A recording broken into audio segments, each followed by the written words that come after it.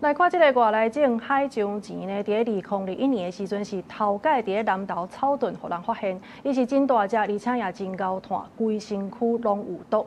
在2023年，這調查上蓋濟的時陣是有35000隻。即馬經過真濟單位，也閣有地方民眾鬥陣拍拼來掠。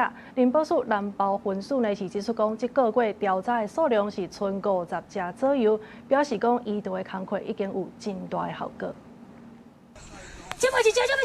這是5年前海象錢上多的時陣，一草屯掠海象錢的畫面。當時這種外來種是找甲掠袂完。2023年調查上多的時陣有35000隻。林保署南投分署委託大學民間的協會，啊閣社區共同拍拼掠。至最近的調查，才發現到54隻。這隻是全世界上大隻的象錢，因為伊活真久，生真濟，即馬對咱台灣的生態造成威脅。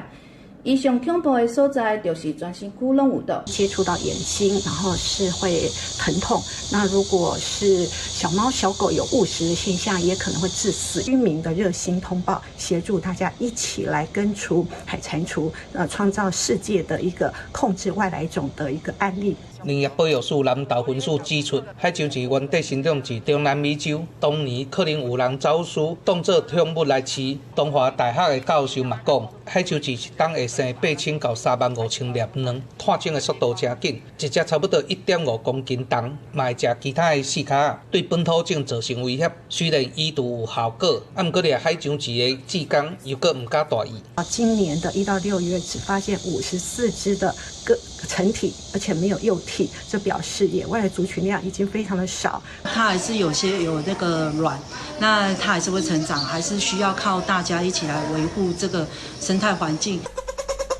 志工表示，這是海象錢的聲音，希望大家有聽到這個聲音，會當鬥相報，也是鬥相掠海象錢，做伙維護台灣的生態環境。記者楊秀南投報道。